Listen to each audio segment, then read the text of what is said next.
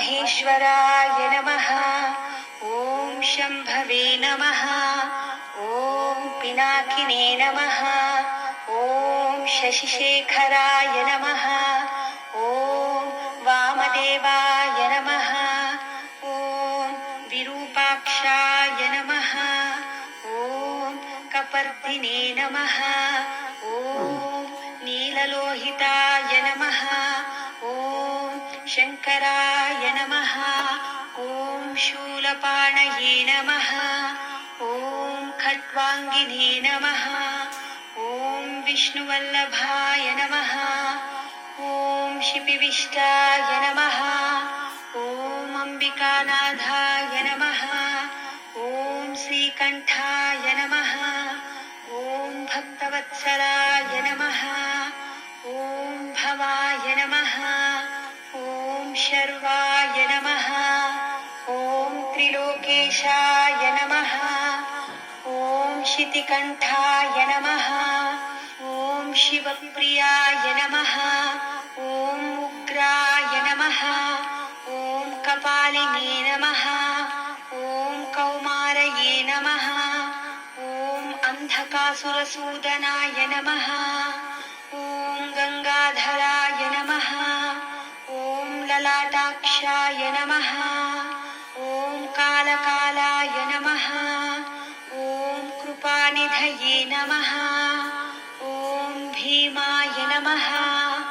ॐ परशुहस्ताय नमः। ॐ मृगपाणये नमः।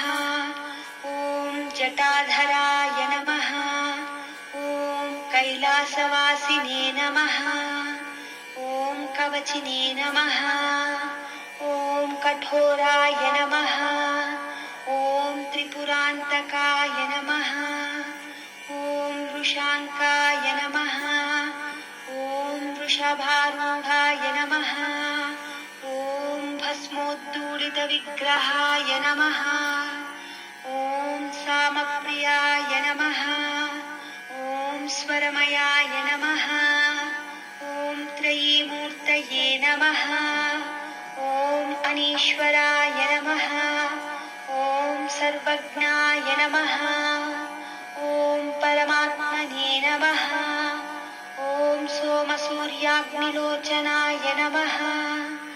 ॐ हविषे नमः। ॐ यज्ञमयाय नमः। ॐ सोमाय नमः। ॐ पञ्चवक्त्राय नमः। ॐ सदाशिवाय नमः।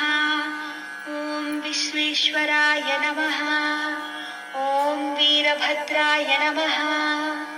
ॐ गणनाथाय नमः।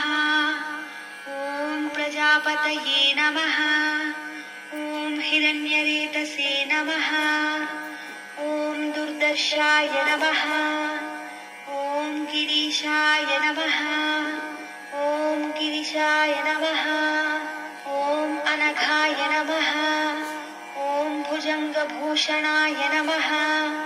ॐ भर्गाय नमः। ॐ गिरिधन्वने नमः। ॐ गिरिप्रियाय नमः।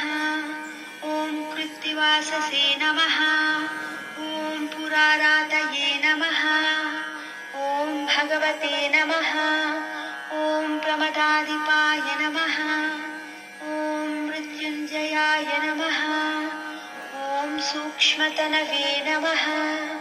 ॐ जगद्व्यापिने नमः।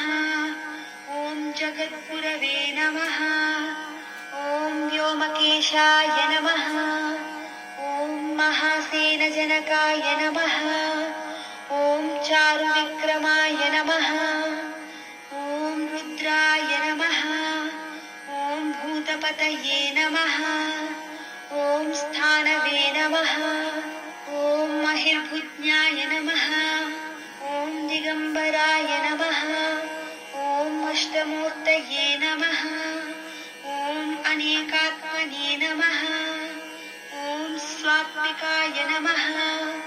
ॐ शुद्धविग्रहाय नमः। ॐ शाश्वताय नमः। ॐ खण्डपरशवे नमः।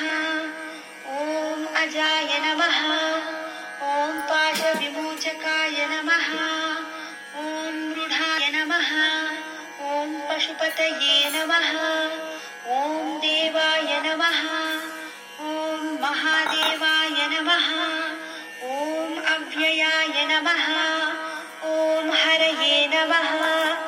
ॐ पूषदन्तभिदे नमः। ॐ अव्यग्राय नमः। ॐ दक्षाध्वरहराय नमः। ॐ हराय नमः। ॐ भगनेत्रभिदे नमः। ॐ अव्यक्ताय नमः। ॐ सहस्राक्षाय नमः।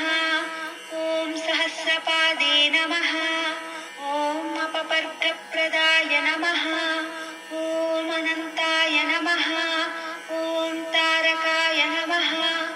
ॐ परमेश्वराय नमः। इति श्रीशिवाष्टोत्तरशतनामावली